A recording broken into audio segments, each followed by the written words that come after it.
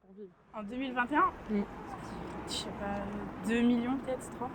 Non, si ça peut aider, la notion d'immigré selon la définition, Ouais. c'est tout le monde sauf les touristes. Donc c'est aussi les Erasmus, c'est aussi les gens qui viennent pour travailler. Ok. Ouais, non, du coup, beaucoup plus, non? Ouais, un chiffre. 6 peut-être. 7 millions. Ouais. Bah déjà, ça ne doit pas dépasser 250 000. Allez, 200 000, c'est comme ça? Non? 7 millions. 7 millions?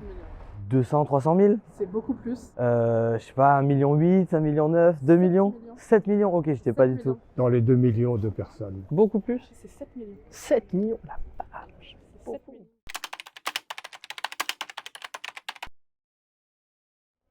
Bah du coup, mon 20-30 000 là. Et c'est bien. Encore un peu plus. Ah ouais, 45 000? 121 000. C'est énorme. Je vais dire 3 millions. Alors, 1,5 million. Même pas. Donc même pas 1 million, enfin quand c'est ça, 700 000 ou quelque chose comme ça. 121 000. Ah ouais, donc. Sur les 7 millions, moins d'1 million.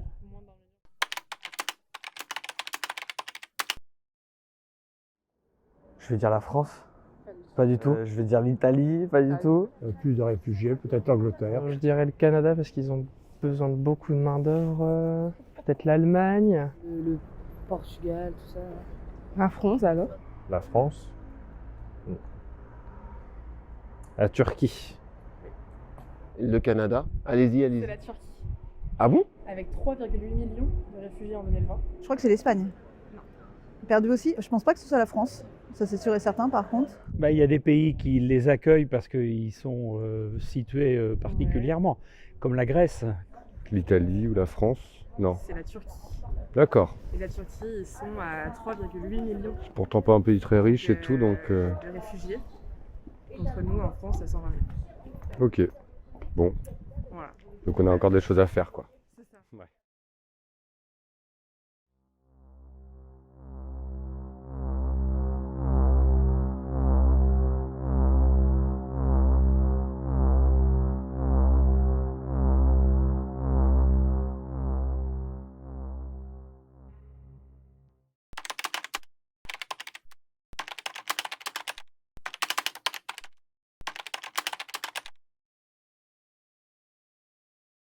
Première fois.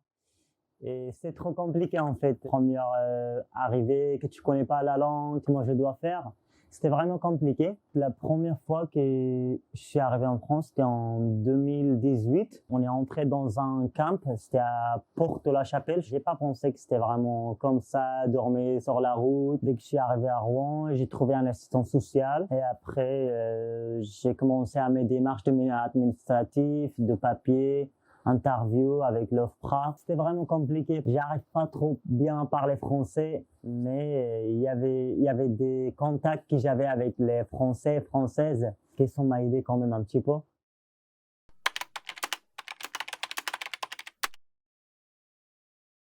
C'est compliqué parce que moi, mon culture, c'est vraiment différente. Mais ici, avec le temps, on a appris comment on doit faire, comment on reste, comment on trouve des choses qu'on veut. J'ai pas perdu mon culture d'Afghanistan, j'ai toujours dans la tête, dans le cœur. Chez nous, on dit pas trop s'il te plaît, des trucs quand on demande quelque chose. Je parle avec mon frère ou avec ma mère. Bah, tu peux faire ça, s'il te plaît. Dis. Là, tu parles un petit peu classique. Il m'a dit, ouais, tu parles que c'est trop classe. Franchement, c'est cool pour parler vraiment mieux. Et en plus, c'est vraiment respecter. Les bénévoles, ils savent plein de choses que nous, on ne savent pas. Et on a besoin vraiment pour notre démarche. Par exemple, comme Marceline, là que j'ai un travail, je travaille dans un Carrefour City. C'est grâce à Marceline vraiment, c'est elle qui m'a aidé. Mon objectif en fait c'est de vivre vraiment en sécurité comme les autres Français, les autres gens, les Français, Françaises tranquilles. Comme on dit en anglais, if you want you can. Bah c'est à toi qu'est-ce que tu veux le faire. Faut jamais dire ça que non, on n'arrive pas. On arrive 100%. Quand t'as pas de confiance sur toi, t'arrives pas. Dans la tête, j'ai toujours ça. Toujours que j'arrive à faire ça. Et j'y arrivais vraiment, hein. Mais il y a des choses que je suis pas encore arrivé, je suis sûr que je vais arriver ça.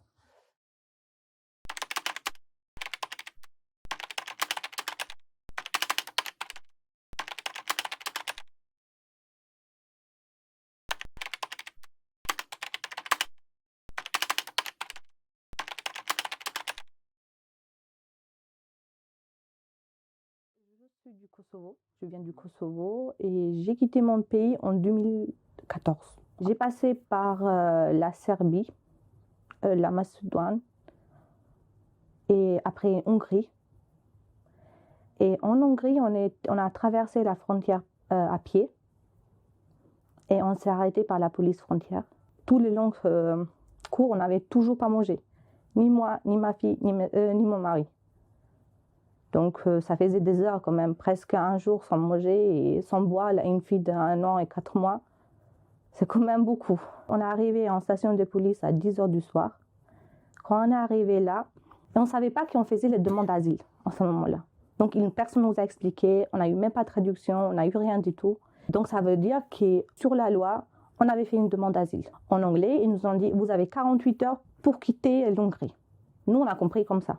Et on est arrivé au métro, en train. Et là, il y avait une fille qui mangeait des nuggets.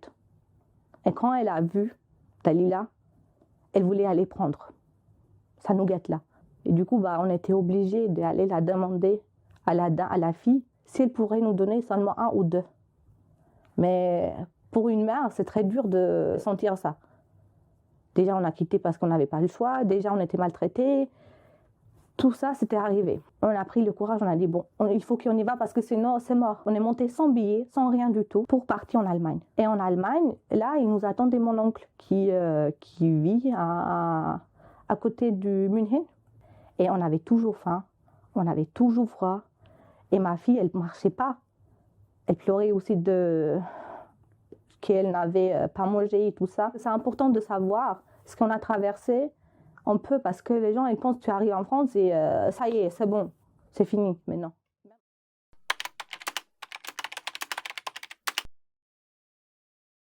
Le moment qu'on écrit le dossier, tu n'es pas bien. Tu n'es pas bien moralement, tu n'es pas bien psychologiquement. Notre pays, il ne nous a pas bien accueillis, il ne nous a pas bien protégés. Et comment on peut faire une confiance dans nos autres pays qu'on ne connaît personne? Et donc, il faut arriver quand même à sortir une histoire qui soit crédible pour l'officier de protection qui va vous interroger. Donc, les associations sur Rouen aident à écrire. Et vous obtenez un rendez-vous à la préfecture, on vous remet un dossier, vous avez 21 jours pour le retourner à l'OFPRA, et puis après vous attendez. C'est un parcours du combattant. Parce que entre le moment où l'OFPRA a reçu votre dossier et puis le moment où vous allez être convoqué, il peut se passer du temps. Donc c'est toujours une période d'incertitude. C'était une officier, c'est ça qu'on dit, un officier? Officier de protection. De protection, c'était une jeune fille de 25 ans, pas plus. L'interview, ça a duré 15 minutes, pas plus. Et du coup, j'ai reçu un refus. Donc, on n'a même pas un traducteur qui nous explique, après avoir reçu la réponse négative, pourquoi et comment. Et c'est important de dire ça parce qu'on ne comprend pas. On n'est pas francophone, on vient d'arriver, il n'y avait même pas 5 mois, pas plus. Et on ne peut pas savoir ce qui est écrit dedans. Donc, on a fait aussi un dossier pour CNDA. J'ai paniqué. J'ai pleuré pour toute la séance et je n'ai pas pu parler. Après, de CNDA, c'était refusé, on n'avait plus de logement. Et on s'est trouvés dans la rue avec les enfants. On avait des amis qui nous logeaient à gauche, à droite et tout ça. Et au bout de 2 ans et demi, c'était dur. Quand je dis c'était dur, vraiment c'était dur. On a 22 ans et 23 ans, mon mari. Et on a les problèmes d'une personne de 40 ans, 50 ans. Un jour, j'ai pleuré. J'ai pleuré dans la rue, je ne pouvais plus. J'avais plus de solution. Et un des maîtresses de mes enfants, c'était de Dalila, elle m'a vue sur la rue. Ils ont regroupé l'association et tout ça pour trouver un logement. 2 mois plus tard, ils m'ont trouvé un logement. Donc c'était plus facile, mais toujours on avait des problèmes avec les papiers et tout ça. Il y a une mobilisation de RESF, de l'école, des associations, de la ville. Tout ce petit monde-là a fait que le préfet, à un moment ou un autre, il s'est senti obligé de céder. On s'est régularisé en mai, donc bientôt on va renouveler notre titre de séjour. On ne sait jamais si ça va être renouvelé ou pas. On a toujours les craintes. Mais c'est plutôt bien. C'est plutôt bien parti, mais on n'est jamais sûr. Enfin, on souffle, vraiment. Et on a le logement aussi. On a trouvé un logement plus grand, mieux et tout ça. Donc, ça passe bien, mais parfois, tu as peur. Je ne sais pas comment expliquer ça. Tu as peur que ça t'attend quelque chose de mauvais. Mais c'est bien. Plutôt, c'est bien.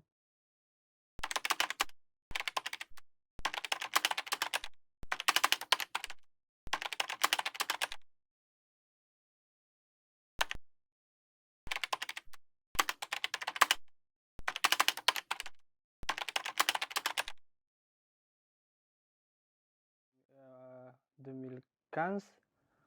Je suis parti à Suède pour faire une demande d'asile. Ensuite, ils ont dit on va vous renvoyer en Afghanistan. C'est ça qui était très difficile pour les Suédo-Afghans. C'est-à-dire que quand ils étaient déboutés, la Suède les expulsait manu militari en Afghanistan. C'est un des rares pays européens à expulser les Afghans dans leur pays d'origine, malgré le danger auquel ils exposaient les gens. J'ai dit où je peux aller, je n'envie pas retourner à mon pays.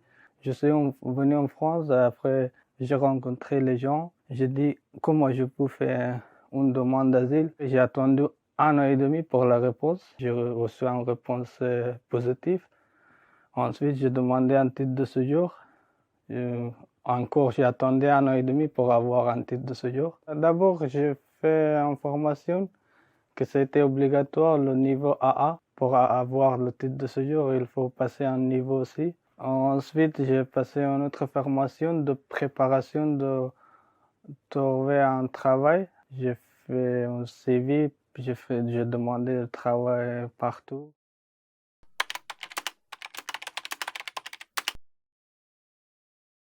Je suis une formation de plaquiste pour obtenir un titre professionnel. Ça fait 3 mois que j'ai commencé. Je finirai mon formation mois de mars. À partir de mars, je serai sur le chantier pour travailler. C'est vrai que Mortaza, il a travaillé très dur, très très dur quand il était à la voirie de Rouen. Il a aussi énormément travaillé en plus. Je peux dire que tu as fait de la livraison, que oui. Uber Eats, enfin il a travaillé des heures et des heures et des heures. Il faut essayer de venir comme les autres, toujours motivé, toujours réveillé un matin pour aller au travail, le soir retourner chez toi. Ça m'aide beaucoup. Quand ils disent les projets qu'ils ont pour moi, ça me donne de volontaires que je veux augmenter à beaucoup. Toujours, j'essaie d'apprendre plus. Je suis content que je suis venu en France. Je peux vivre avec tout le monde. Mais jusqu'à maintenant, ça ne m'arrivait pas aucun problème sur la religion, sur les choses comme ça. Je suis une personne libre. Un jour, je pourrais devenir un chef d'entreprise.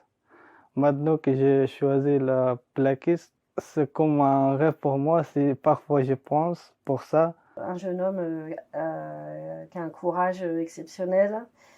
Et en plus, ce que je te disais tout à l'heure, c'est quelqu'un qui a un cœur comme ça, qui pense peut-être trop aux autres et pas assez à lui-même, et qui a beaucoup, beaucoup aidé les autres. Elle m'a appris beaucoup de choses.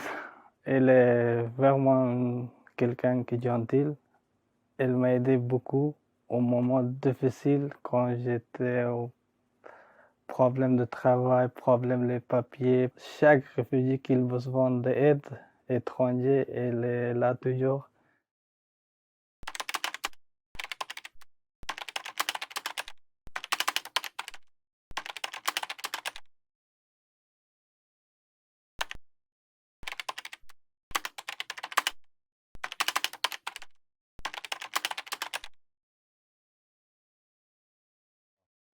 Moi, pour arriver en France, j'ai passé par plusieurs pays. J'ai passé déjà par le Soudan, et la Libye, et l'Italie, et pour finalement arriver en France. À la base, je ne veux pas rester en France. Je viens d'un pays un peu, on va dire, anglophone. Je suis passé par Calais pour traverser la Manche pour aller en Angleterre. Sauf que j'ai resté là-bas 2 mois et c'était un peu difficile, que je dormais dans le jungle. Je me suis dit, si je vais en Angleterre, ça peut me permettre en fait de m'y intégrer, facilement accès au travail. Et, sauf que j'ai pas réussi d'y aller. Et du coup, je me suis dit, il n'y a pas de souci, je vais commencer à apprendre une nouvelle langue. Et du coup, c'est pour ça que je reste en France.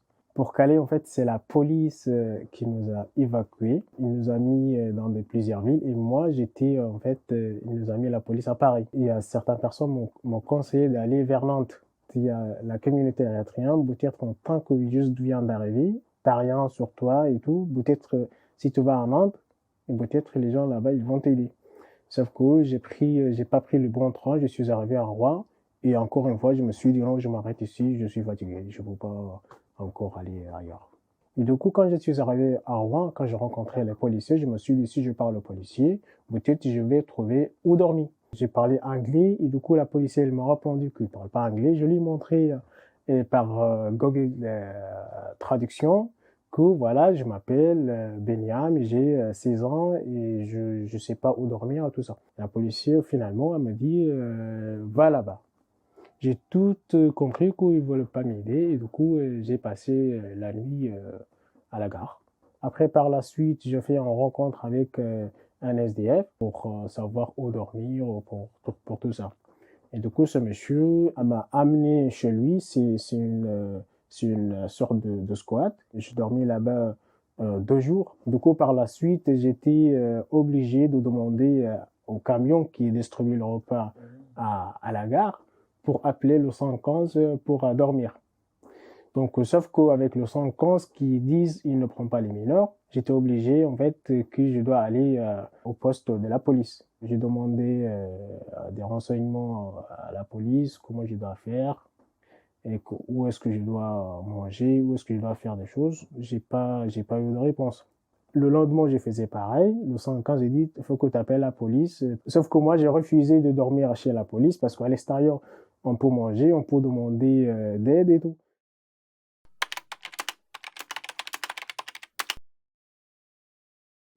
J'étais tout de suite refusé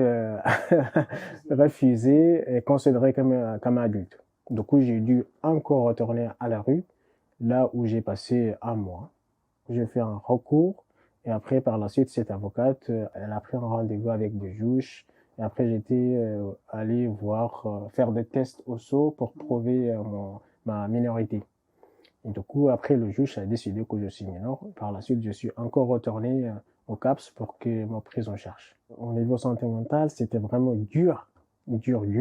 Des fois, je pleurais la nuit. Des fois, je me suis dit, peut-être, la vie ne veut pas de moi. Je vais aller mettre fin à ma vie. Par rapport à ce que moi j'ai subi, c'était vraiment pire, mais au-delà du pire que ça. Et c'est pour ça, en fait, ce que j'ai rencontré ici, c'était pour moi des choses réglables. Et après, je me suis dit, il faut que je me batte.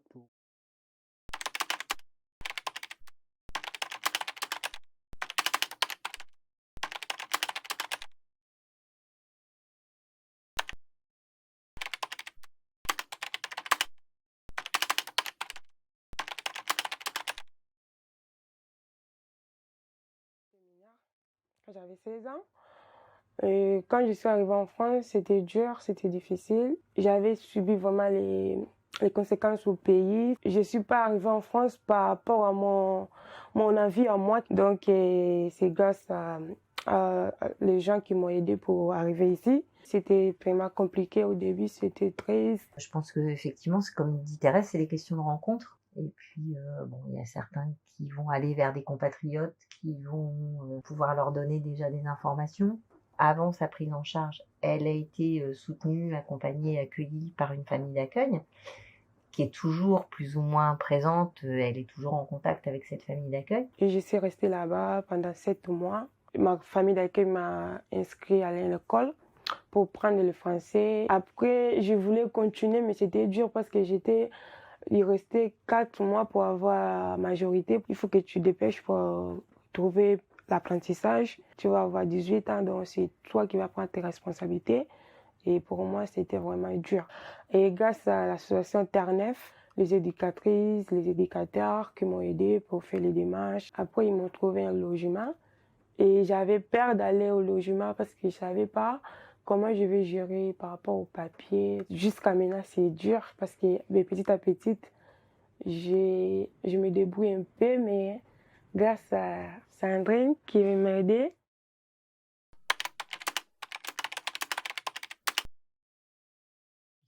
Comme dit Thérèse, quand tu arrives 18 ans, ça veut dire qu'il faut faire sa demande de titre de séjour, donc déposer son dossier en préfecture. Et puis, c'est aussi faire les démarches auprès de la banque, de régulariser son dossier, de faire sa demande de carte bleue, de faire sa demande de responsabilité civile. Voilà, c'est les démarches auprès de l'assurance maladie, puisqu'en fait, toutes les démarches, quand les jeunes sont pris en charge en tant que mineurs, sont faites par l'aide sociale à l'enfance, qui est le représentant légal, Mais à partir du moment où ils deviennent majeurs, l'aide sociale à l'enfance se retire. J'ai partagé beaucoup de CV pour trouver les patrons. C'était dur, je vais partout, on disait que non, on n'a pas besoin de quelqu'un. Et moi, j'avais trop peur parce que je ne savais pas si je ne trouve pas les patrons. Et si j'ai 18 ans, il faut me sortir dehors. Après, quand j'ai trouvé les patrons, là, j'ai commencé à avoir un peu d'espoir. Les liens qu'ils ont tissés, les repères qu'ils ont, il faut qu'ils en construisent de nouveaux aussi. Avec donc cette grosse angoisse qui est est-ce que je vais obtenir un titre de séjour ou pas? S'il n'y a pas d'obtention de titre de séjour, qu'il y a une obligation de quitter le territoire français, là tout s'arrête. Et on sent qu'il y a presque une perte de moyens, de compétences, de confiance, clairement, en se disant mais moi je sais pas faire, je sais plus faire et j'ai personne d'autre. D'abord, j'ai pas ma carte de séjour, donc c'est là le plus difficile. Donc je peux pas imaginer l'objectif. C'est déjà une super aventure, je trouve, que de pouvoir être un petit moment de son parcours. Si aujourd'hui je suis autonome, je paye les loyers, tout ça là, c'est grâce à Sandrine. Parce que Sandrine, si j'ai des soucis, si je vois Sandrine, je trouve que je vais avoir la solution.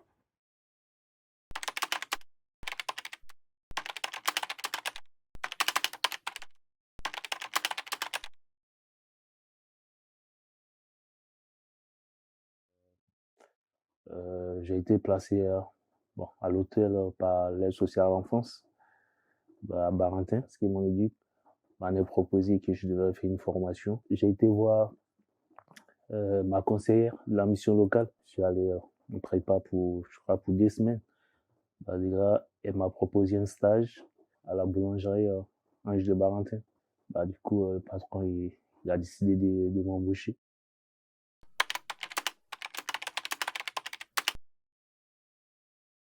Quand ils m'ont proposé le boulot, j'avais jamais fait. J'ai apprécié mes collègues. Vraiment, ils sont sympas. Vraiment, j'ai aimé l'ambiance. Donc du coup, ça m'a plus motivé.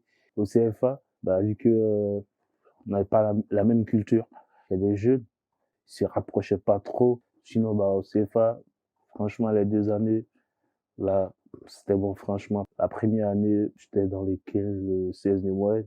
La deuxième année, déjà, là, j'étais dans les 14, 15. C'est ce qui a reflété déjà mon examen. Là, je me suis pas senti seul face à mes problèmes, en fait. Concernant ma patronne, je dirais à chaque fois, elle me demande si j'ai des soucis, de ne pas hésiter à lui dire. Il y a un membre de RSM, Jérémy, franchement, lui, il m'a beaucoup aidé. L'encouragement de ces personnes, ça me motive plus. Là, je me suis dit, vu que j'ai au moins 2 ans d'expérience au CFA et à l'entreprise, je les mets ensemble déjà. Je pourrais continuer ma formation, peut-être un BEP. J'ai déjà un niveau un peu élevé et tout. Même avec le CAP, je pourrais même créer mon entreprise un peu plus tard.